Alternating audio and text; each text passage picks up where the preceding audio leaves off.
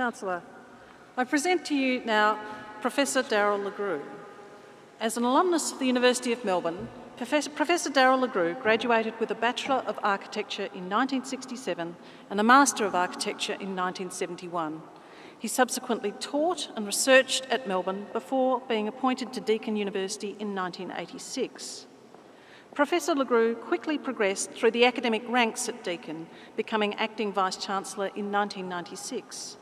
Following this, he relocated to New Zealand to assume the role of Vice-Chancellor at the University of Canterbury, and under his tenure from 1998 until 2002, oversaw substantial change and modernisation of that institution, including a significant boost to its international recruitment. Professor Le Grew returned to Australia in January 2003 as Vice-Chancellor of the University of Tasmania, and over the next 8 years worked tirelessly to increase participation in tertiary education in Tasmania and to improve the university's performance and reputation as a research and teaching institution.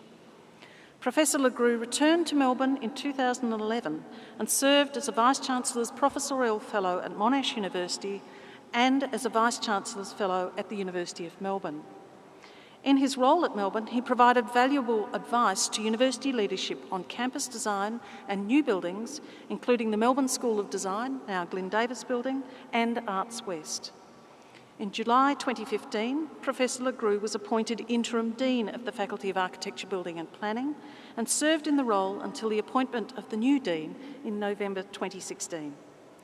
Beyond his institutional roles, Professor Le Grew has held a number of significant public appointments with the Department of Innovation, Industry, Science and Research's Higher Education Research Reference Group, Universities Australia, the Australian Research Council, the National Cultural Heritage Committee and the Australian Learning and Teaching Council.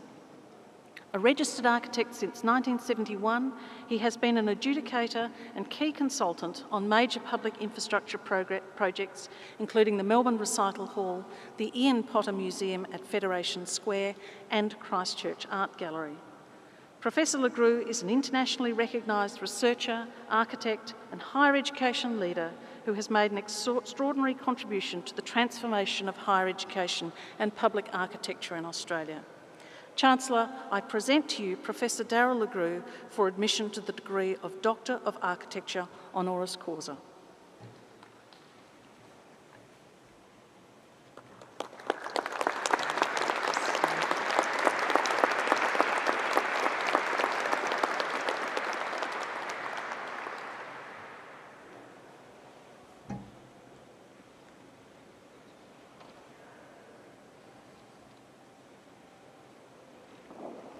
I now invite Professor Daryl Le Grew to deliver the occasional address.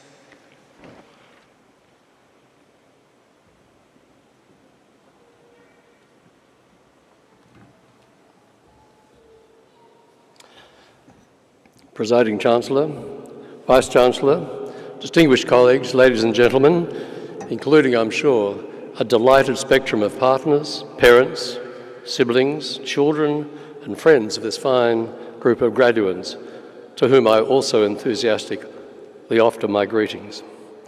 Professor Willis, my thanks for your very kind introduction. It probably elaborated my life and times a little, but no, I really do appreciate it. Reflecting on that unanticipated string of events that constitutes my life, I was meant to be a practicing architect all of that time and wound up being Vice-Chancellor of the university for 14 years. I think 14 years was something like the life sentence for murdering someone with hard labour. It was not hard labour, I have to say, it was great fun. Graduates, we recognise your talent, your hard work and your tenacity.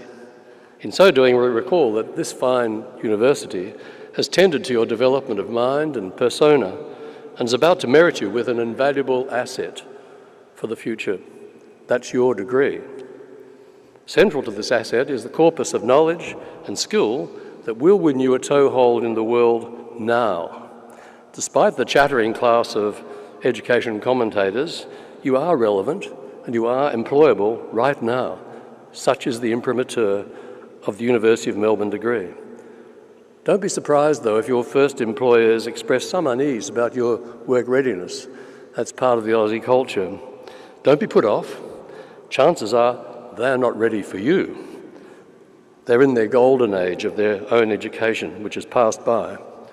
Work with them and help them to reinvent their world and their workplace. If this doesn't work out, then move on.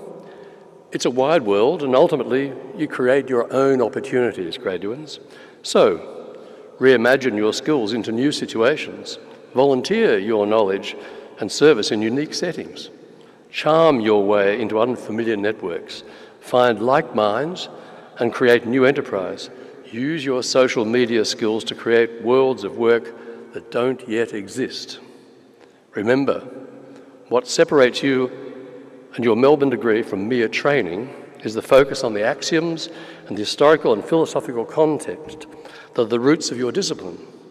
Isaac Newton said of his discoveries that he stood on the shoulders of giants. So do you. He was referencing the flow of knowledge that inspired him and will inspire and has inspired you. The flow gives you hindsight as well as foresight. This is your intellectual powerhouse.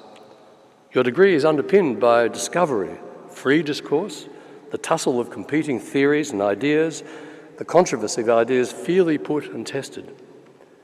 You've been shaped by this dialectic and by your capacity to search, discover and defend fearlessly. It's great to be right, but it's okay to be wrong. Your degree also turns on critical thinking. Now take that healthy scepticism and the sharp analytical edge that goes with it and test it in the crucible of society, where it is all mixed and mingled, but rarely integrated. You be the integrator. Helpfully, though, your degree links analysis with synthesis. You can imagine and compose a future, test it now, and pursue it over time. As a Melbourne graduate, you are both critical and creative. Remember, though, Melbourne's stance is also progressive. Ideas are valued if they both progress knowledge and better society. Commit your knowledge to a better future in which human and environmental realities co-develop and coexist sustainably. This intertwining of knowledge with progressive betterment is part of your inheritance. Use it wisely. Your degree is current right now, but it will be overtaken in time by new knowledge, and probably within a few years. In that short time frame, research will have verified new knowledge, current knowledge will be reinterpreted or abandoned, climate change, society, economy, and the body politic will have shifted ground. Conflict will have flared or eased, and technology will have surged at least 2 or 3 paradigms ahead. The university will adapt, as the Chancellor said. So will you.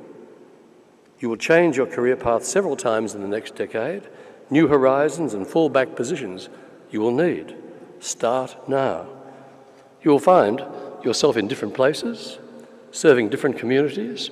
You'll be a global player. You will think in at least one additional language. You'll enmesh yourself within cultures, continually renew your knowledge and skills, and even re-educate yourself several times. Be ready, nothing can be taken for granted, and, above all, don't let fear get in the way. Hillary Clinton, at her commencement in 1969, said, "We are, all of us, exploring a world none of us understands, searching for a more immediate, ecstatic and penetrating mode of living, for the integrity, the courage to be whole, living in relation to one another in the full poetry of life." Fear is always with us, but we just don't have time for it. I agree. Graduates, just go for it. Thank you.